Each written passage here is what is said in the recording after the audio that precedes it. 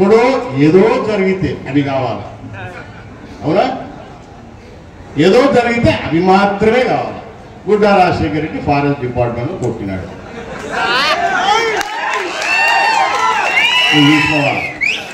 గుడ్డా Rajasekhar Reddy guest house లో మందు తాగి వచ్చి గేట్లు తెరసకుండా కొట్టినాడు. వీడు నాకు పెగ్గు కలుపుతున్నాడా?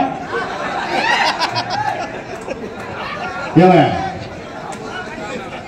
ఈ చక్రపాణి రెడ్డి ఆ అంబటి ఎవరు వీళ్ళిద్దరు గెస్ట్ హౌస్ లో నాకు పెగ్గు కలుపుతున్నారా? అంటే అప్పుడే కదా నేను గెస్ట్ హౌస్ లో, ఇప్పుడు నేను గెస్ట్ హౌస్ లో మందు తాగి వచ్చానంటే వాళ్ళు నా పక్కన ఉంటేనే కదా, లేకపోతే ఎటు వస్తుంది నేను గెస్ట్ హౌస్ లోకి వచ్చినట్టు? వీళ్ళిద్దరు ఒకైనా పెగ్గు కలపాలి, ఒకైనా సోడా నీళ్లు కలపాలి, అంతేనా?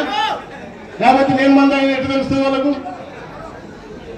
బుద్ధి జ్ఞానం లేకుండా ఏమి జరిగింది అక్కడ, అసలు వాస్తవాలు ఏంది ఇవి తెలుసుకోకుండా మీడియా ఉంది కదా అని చెప్పేసి నీ చూపించే ఒక డొక్కు మీడియా ఒకటి పెట్టుకున్నావు, ఒక డొక్కు పేపర్ ఒకటి పెట్టుకుని పెళ్లి ఉంది కదా అని చెప్పేసి నీ ఇష్టం వచ్చినట్టు రాస్తే ఊరుకుంటారా? వీళ్ళ తాటాకు తప్పలకు మనమే భయపడం లేదు. మళ్ళా ఆయన ఏం మాట్లాడతారు? చంద్రబాబు నాయుడు గారు, పవన్ కళ్యాణ్ గారు, ఎందుకంటే అశోక్ మీద కూడా కేసు ఉంది, జనసేన ఇన్ఛార్జి కదా, అంటే వాళ్ళ ప్లాన్ పాపం ఏమని పెట్టలే, బీజేపీ ఇన్ఛార్జి, అవునా? ఈమెను కూడా పెట్టేటే సరిపోయింది అనుకుంటున్నారేమో. వెనక బండ్లో కూర్చోయింది, మర్చిపోయినారని చెప్పలేమ్మా నిన్నెటనో. ఈ దరిద్రపు నాయన ప్రజలకు ఏం కావాలన్నా చూడండి అయ్యా. అధికారంలో ఉన్నాం, మేము ఏదైనా చేయకుంటే వేలెత్తి చూపండి, చేస్తాము. అది కానీ పనికిమాల విషయాల మీద ఫోకస్ పెట్టుకొని అక్కడ ఏం జరిగిందో నీకు తెలియదు, కనుక్కోవాలన్న జ్ఞానం లేదు నీకు. మంత్రి గారు ప్రోగ్రాంకి వచ్చారు మన నియోజకవర్గానికి. నేను ఆత్మకూరు నుంచి బయలుదేరి గెస్ట్ హౌస్లో ఎప్పుడు మంది జ్ఞానంగా నేనుగా శ్రీశైలమే చేరలే, దానిలోనే ఉన్నాగా. దోర్నాల దగ్గర చెక్ పోస్ట్ టయానికే దాటినా, నేను 9 గంటలకు గేటు పూస్తారు, అవునా?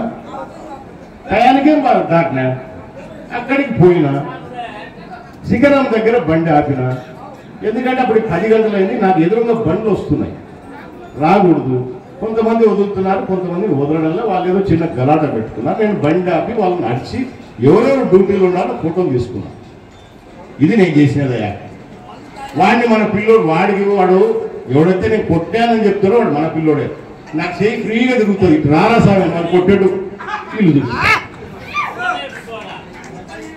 ఆ పిల్లోడు మన పిల్లోడు, వాళ్ళని కొడతాయి. నేను ఈరోజు నేను కాదు వాళ్ళనే కూర్చోవను, ఎవరైతే ఆ ఇస్మాయిల్ అని పిల్లోడో మన పిల్లోడో కాదో, లేకపోతే వైఎస్ఆర్ పట్టాడో కనుక్కోమను.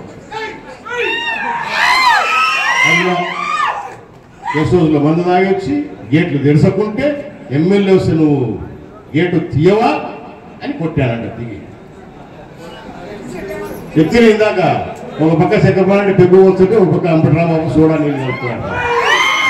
ఈ మాట్లాడతారు, వాస్తవాలు తెలుసుకోకుండా అనవసరంగా మాట్లాడి దాని పెద్ద రాత్రంతం ఏమి కాదు. మనకు పార్టీలు కూడా 2 పార్టీలు క్షుణ్ణంగా, అంటే చంద్రబాబు నాయుడు గారు కానీ అటు పవన్ కళ్యాణ్ గారు కానీ విషయం ఏం జరిగింది అని క్షుణ్ణంగా తెలుసుకున్నారు కాబట్టి మనం లేము.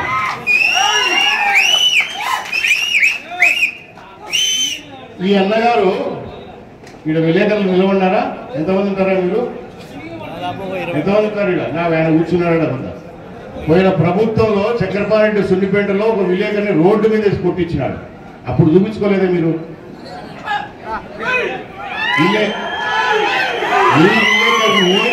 రోడ్డు మీద సంతే చూపించుకోలేదే? ఏడవారా మీరు? వీళ్ళ విలేకరిని రోడ్డు మీద స్పందించినాడు. పాపం ఆయన ప్రజాస్వామ్యం చేశాడు.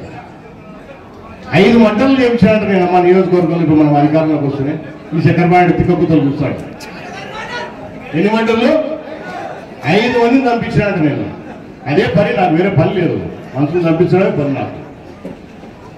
తిక్కకుతల వల్ల ఏదో 4 మైకులు వాళ్ళు పెట్టినారు కదా అని చెప్పేసి నీ బుద్ధి కూడా మాట్లాడితే నీకు చెప్తూనే ఉన్నా. నువ్వేమైనా మర్చిపోయినా నువ్వేమైనా పొరపాటు పడాకు. మాట్లాడితే నువ్వు నా బొత్తు వీకలేవు, నన్ను ఏం చేసుకోలేవు. బిడ్డ ఉండు, వెయిట్ చెయ్యి. వస్తూనే ఉంటుంది. ఏమంత ఉగులాట పడాకు. విషయాలు కనుక్కోకుండా నీ బుద్ధి ఉన్నట్టు మాట్లాడితే ఇక్కడ ఒప్పుకునే వాళ్ళు ఎవరు లేరు. వీళ్ళిద్దరి మీద కోర్టులో డెఫమేషన్ కేసు వేస్తాం. ఖచ్చితంగా పరువు నష్టం కావా. ఎవరైతే అన్నట్టు ఉన్నారో చంద్రబాబు రెడ్డి ఉన్నారో నేను తాగి చేసే తాగితే నాకు టెస్ట్ చేయొచ్చు కదా. నాకు ఏమి నువ్వు వీళ్ళిద్దరు రానా టెస్ట్ చేయించుకుందిరా, నేను నిజాయితీ నిరూపించుకుందిరా, నువ్వు తాగినవా లేదా అని చెప్పేసి నేను ఆరోపణ చేస్తున్నా, నిజాయితీ చూపించుకున్నా ఫిక్స్ వస్తే కదా ఆసుపత్రికి. వాడికి టెస్ట్ చేస్తాడు కదా నేను తాగినానో లేదు. వాడు ఇస్తాడు కదా నీకు రిపోర్టు.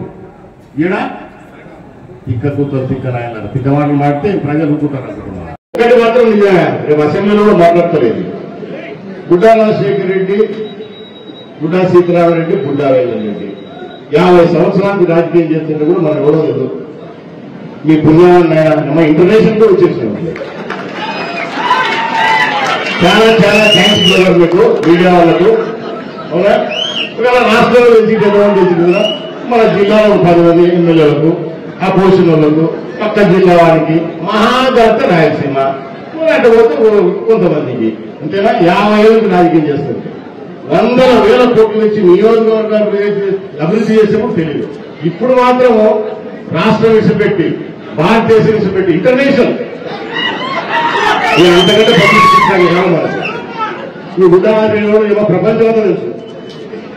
సో వాళ్ళు మీడియా వాళ్ళు ఫోన్ చేస్తా ఉంది. బీబీసీ అని చేసినాడు. చాలా చాలా థ్యాంక్స్ బ్రదర్. మీ దగ్గర కూడా వచ్చేసింది న్యూస్. అంతే కదా. బీబీసీ అంటే మాట్లా,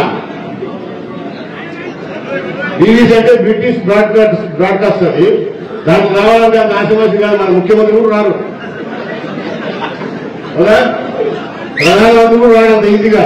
గుడ్డరాశేడు వచ్చాడు అది గుర్తు పెట్టుకోండి. ఇది మీడియా వాళ్ళు మనకి ఇచ్చేది. చాలా థ్యాంక్స్. నేను సంతోషంగా చెప్తాను. నియోజకవర్గానికి ఇన్ని మంచి పనులు చేస్తే ఏ రోజు 3 ముక్కలు రాస్తారు కింద. ఆయన గురించి ఒక సెకండ్ చూపించుతారు. ఇది మాత్రం సీరియల్ కదా. ఫ్రంట్ పేజీ వేయించాలంటే వీళ్ళు పేపర్లలో కానీ టీవీలలో కానీ ఫ్రంట్ పేజీ ఎక్కాలంటే ఎంత తెలిసినా ఒక చిన్న అడ్వర్టైజ్మెంట్ ఈరోజు ఇచ్చితారు. వీళ్ళు ప్రమాణ స్వీకారం చేస్తున్నారు. ఎందుకు మీకు కూడా చెప్తున్నానంటే వాస్తవం చూపండి దయచేసి. గుట్ట రాసే తప్పు చూపించి చూపించు. నిలబడి రోడ్డు మీద మోకాలు నిలబడి క్షమాపణ చెప్తాడు.